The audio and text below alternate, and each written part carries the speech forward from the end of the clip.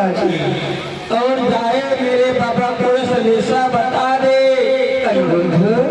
देवती जी आप तुम इस पाताल में और इस कारागार में क्या हुआ, क्यों कर किस प्रकार से तुम यहाँ पर आए हो और कारागार में बंद। हमें इस पुत्र का प्रणाम स्वीकार हो देवती जी। कल्याण हो तुम्हारा। हे देवती जी, जो यहाँ सोनपुर के राजा बाणासुर की पुत्री है, उसने मुझे यहाँ बुलवाया है। और यहाँ का जो राजा है बाणासुर अत्याचार कर रहा है, मुझे कारागार में डाल दिया। कोई बात नहीं, चिंता ना करो। मेरे बाबा भी नहीं जानते मैं कहाँ हूँ। हाँ, ये समाचार तुम्हारे बाबा श्री को ज्ञात नहीं है। नहीं, परंतु भयभीत मत हो, मैं जाकर उन्हें अवश्य अवगत कराऊंगा। जाइए देवती जी, संदेशा भेज दीजिए। अवश्य पहुंचाऊंगा, निसंकोच होकर रहो, तुम्हारी सहायता करने तुम्हारे बाबा से अवश्य आएंगे। क्योंकि वे जो बाणासुर है हमारे बाबा को भी अनेक अनेक शब्दों से अब सत्य कह रहा है। ये कटु शब्द मैं सुन नहीं सकता हूँ अपने श्रवणों से, इसलिए मैं इसी समय प्रस्थान करता हूँ तुम्हारे बाबा के पास। नारायण नारायण, चलना चाहिए द्वारिका के लिए और द्वारिकाधीश को अवगत कराना चाहिए, उन्हें कुछ ब्याज नहीं है, चलना चाहिए। श्रीमन नारायण नारायण हरि हरि।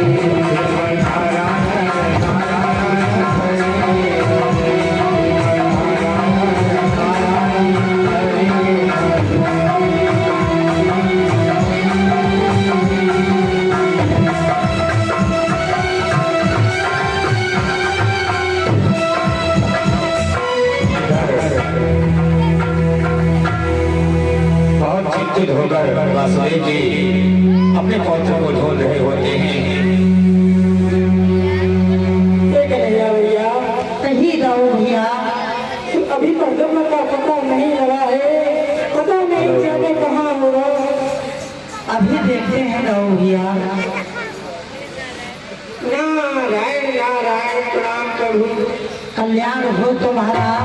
नारायण नारायण, मैं जान गया आपका कुछ खो गया है। नारायण, हे देवसी नारायण, हमारा पुत्र जब कहीं भ्रमण करने जाता है तो अवश्य ही मुझको बताकर जाता है, और तीनों लोगों में मैंने खोज किया, कहीं मेरा पुत्र नहीं मिला है। आपको पता हो तो अवश्य ही अवगत कराओ। नारायण नारायण, आपका पुत्र खो गया, यही मैं आपको बतलाने के लिए आया हूँ। हाँ, कि जो आपका पुत्र अनिरुद्ध है वो इस समय पाताल में बाणासुर की कैद में है। ये बात है। कारागार में बंद है। तो ठीक है, मैं अपने पुत्र को लेने के लिए जाऊंगा।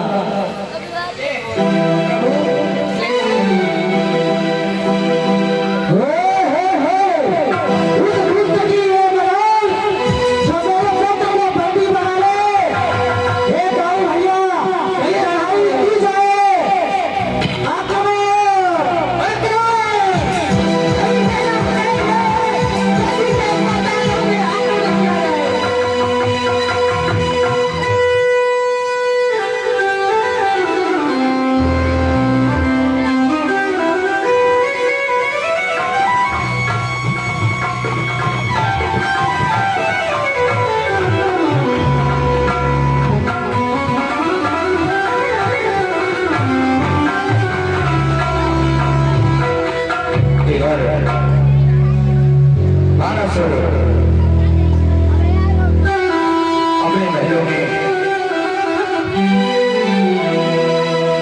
अनिरुद्ध को बंदी बनाकर और अपने पुत्री उषा पर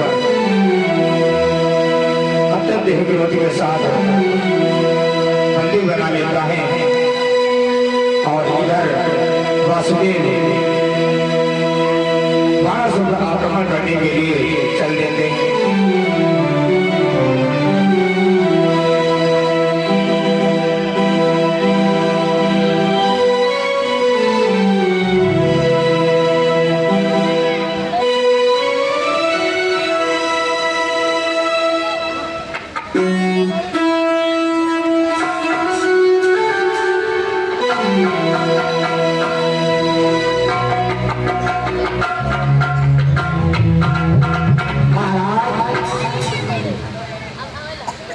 संदेश दिखाई नहीं दे रहा है। हमें लग रहा है कि सुरोड़ितपुर में काल मरा रहा है महाराज। हमें लग रहा है कोई सेना लेकर आ रहा है महाराज, हमारी राज्य की सीमा की ओर बढ़ रहा है। बड़ी तेज से धूल उड़ाई दे रही है महाराज।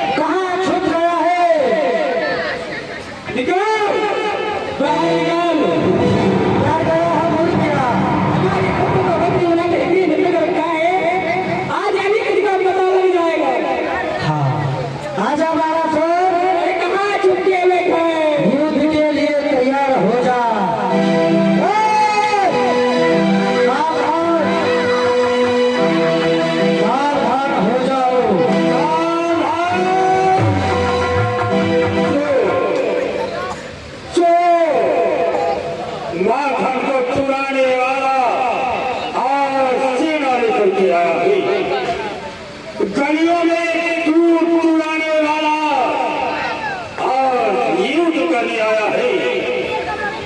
नारियों के फर्श चुराने वाला और संग्राम करने आया है। सत्य है चोरों के चोर ही हुआ करते हैं। तो सुनिए, मैं तेरे यहाँ प्रवचन सुनने के लिए नहीं आया। तो सुनो, हमारे पुत्र को वापस कर दो और क्षमा मांगो, मैं तुमको माफ कर दूंगा। कदापि नहीं होगा। ये चोरी का बड़ा चोर जिसे हाथ में लेकर कदापि मुक्त नहीं करता। तेरा पौत्र आज मेरी कारागार में है। यदि है तुझमें साहस तो ये मुक्त कराने। अरे बारासुर, अभी मैं तुमको समझा रहा हूँ। उपदेश हमारे पुत्र को वापस कर दो, मैं युद्ध के मूड में नहीं आया हूँ। उपदेश सुनना नहीं चाहता, या तो अपना बल दिखाओ, नहीं तो संग्राम करो। तो सुनिए, अवश्य ही युद्ध करना पड़ेगा पुत्र के लिए, तो अवश्य ही युद्ध करूंगा। युद्ध के लिए तैयार हो जाओ।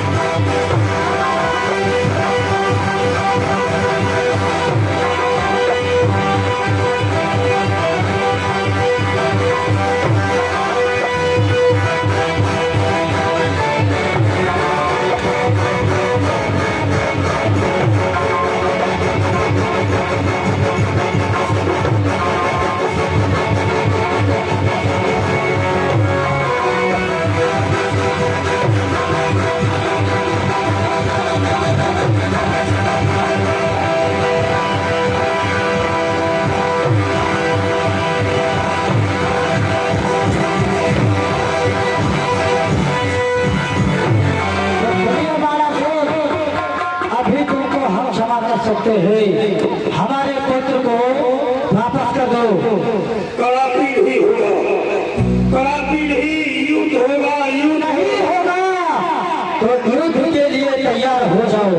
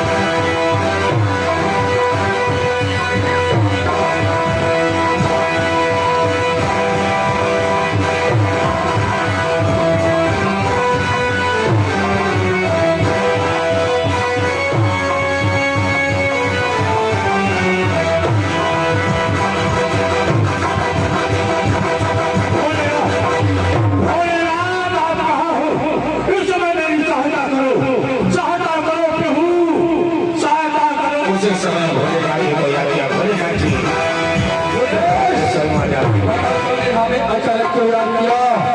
कौन सा संकट तुम्हारे ऊपर आ पड़ा? बताओ। इस समय मेरी सोनीपुर में द्वारकाधीश ने आक्रमण कर दिया है। क्या तुम्हारे सोनीपुर में द्वारकाधीश ने आक्रमण कर दिया है?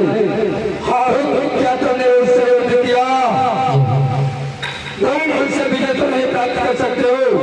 हमने तुम्हें वचन दिया, वचन के अनुसार आयोग करेंगे। समय चलते हैं। चलिए भोलेनाथ, उस समय मेरी सहायता करो।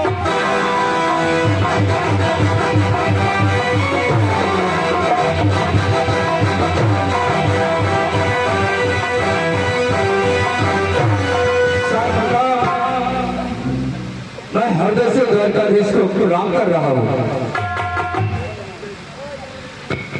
हे भोलेनाथ, मैं आपको हृदय से प्रणाम करता हूँ। द्वारकाधीश, कहिए। आपने सोनीपुर के ऊपर आक्रमण क्यों किया? हम तुम्हें एक मशवरा देते हैं, यहाँ से समस्या को लेकर वापस चले जाओ। इसकी भलाई है, अन्यथा अंजाम बुरा होगा, बहुत बुरा होगा। तो सुनिए भोलेनाथ, मैं यहाँ युद्ध करने के लिए नहीं आया था, और इस दुष्ट ने मेरे पुत्र को चोरी करवाकर कारागार में डाल दिया। तो मैंने इसको प्रयास किया समझाने का बहुत। मैंने कहा कि हमारे पुत्र को वापस कर दो, क्षमा मांग लो। तो इसने युद्ध करने के लिए बोला, तो मैंने अवश्य युद्ध किया भोलेनाथ। क्या द्वारकाधीश सत्य कह रहे हैं? नहीं भोलेनाथ, मैंने किसी की चोरी न की है। मेरे सोनीपुर में आया, मैंने कुछ उसने उपद्रव दे करके मैंने बंदी बना करके अपनी सब कारागार में डलवा दिया। कुछ भी हुआ हो, उससे हमें कोई प्रयोजन नहीं है। हम तुमसे यही कह रहे हैं, तुम अपने समस्या को लेकर द्वारकापुर के लिए वापस चले जाओ। ऐसा हो नहीं सकता है। क्या कहा? ऐसा नहीं हो सकता है? नहीं हो सकता है तो हमें युद्ध के लिए विवश मत करो, क्योंकि मैंने भी बड़े सुख में एक वचन दिया है, जिस समय तुम्हारे पर कोई संकट आएगा, हम तुम्हारी सहायता के लिए क्यों न युद्ध करना पड़े, हम अवश्य उससे युद्ध करेंगे। इसलिए द्वारकाधीश, तुम यहाँ से वापस चले जाओ। तो सुनिए भोलेनाथ, मैं वापस से अभी से ही चला जाऊंगा। हमारे पुत्र को वापस कर दो, और सोनीपुर का 1200 ये क्षमा मांग ले, मैं अवश्य ही चला जाऊंगा भोलेनाथ। नहीं नहीं, कदाचित नहीं। यदि तुम नहीं जाना चाहते हो तो युद्ध के लिए तैयार हो जाओ, हम तुम्हारे साथ अवश्य युद्ध करेंगे। तो ठीक है भोलेनाथ, आप